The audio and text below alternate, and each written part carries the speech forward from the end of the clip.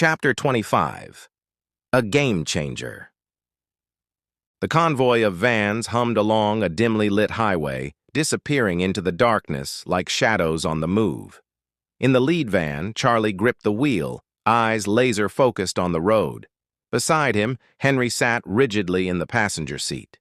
Beside the sergeant sat Major Amma, her gaze cold and steady, while 6 field soldiers, armed and alert, loomed watchfully in the remaining seats.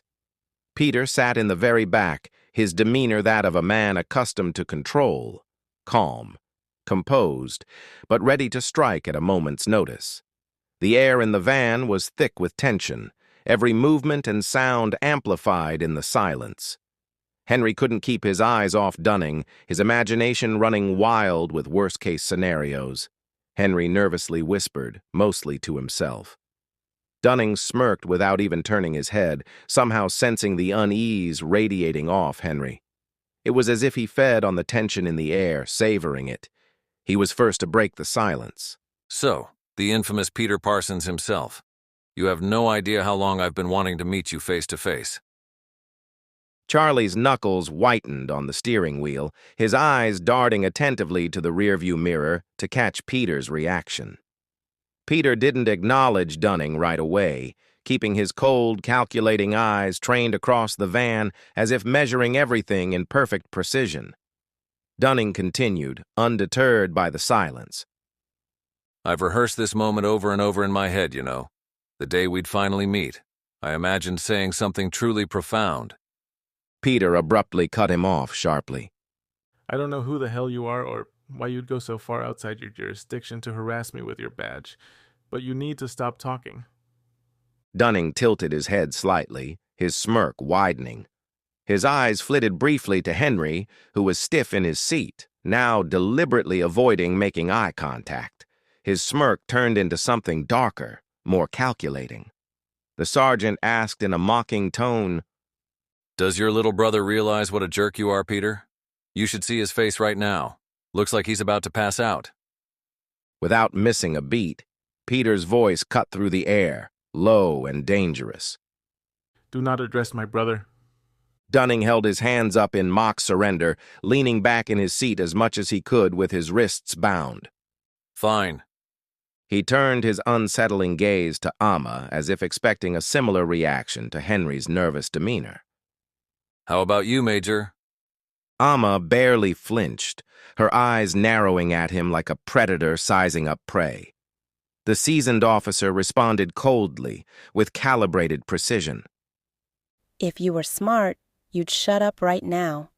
Because unlike Henry here, I'm not polite. And I don't believe in idle threats. Dunning chuckled darkly, clearly unaffected by her confident warning.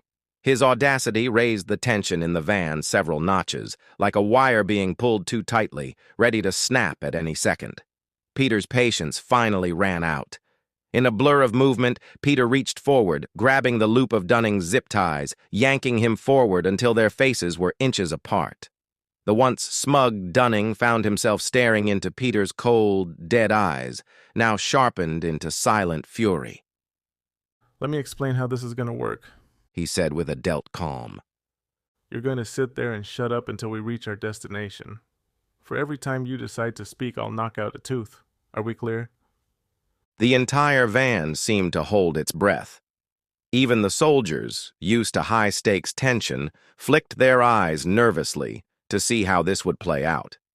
Dunning blinked, seemingly surprised by Peter's sudden aggression. But he recovered, his smirk returning as he tried to call Peter's bluff. You're not serious. You wouldn't dare... Before Dunning could finish his sentence, Peter's fist met his jaw with a sickening thud. The force sent Dunning's head whipping to the side, a muffled grunt escaping his lips as blood began pooling in his mouth. Spitting onto the van's floor, a single bloody tooth landed among the mess. Peter said calmly, wiping his knuckles. That's one. Back at the command center, Ruby watched the exchange unfold through the van's live audio feed. Ever the comic relief, she couldn't resist commenting. Well, I guess we know Uncle P is a man of his word, she said lightly over the comm system.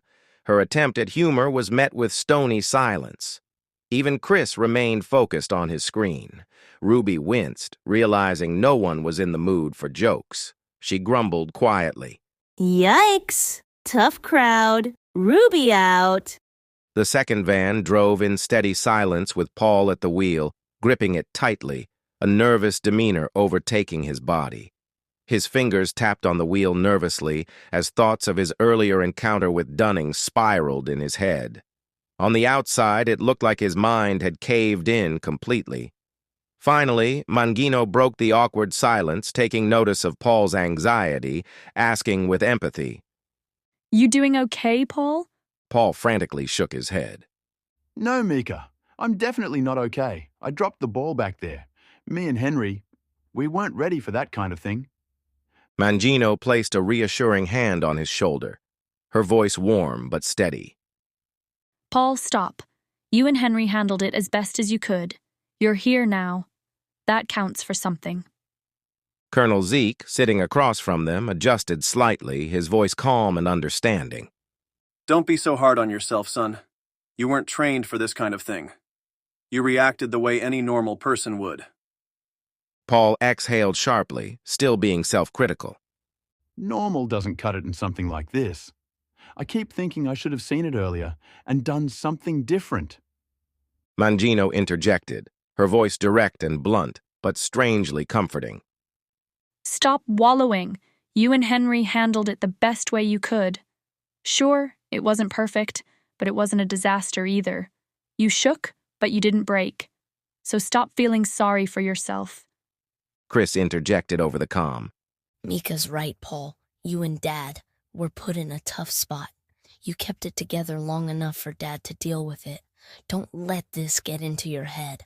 Candy added her input, her voice soft but reassuring. Daddy, you're way too hard on yourself. You're our rock. We all know that. You're allowed to be human sometimes, okay? Paul took a deep breath, their reassurances finally grounding him. He nodded faintly, muttering a low, "Thanks," to everyone. The van settled back into quiet until Colonel Zeke broke it again, turning the conversation toward something chilling. Say, you all know about the draft, right? The team members all said in unison, "Yeah," Zeke replied with an ironic chuckle. Well, there goes my attempt at light conversation. Then you must know when they're planning to announce it. The silence that followed was deafening. Ruby broke the silence, her voice sharp. That we don't know, do you? Zeke replied grimly. I do.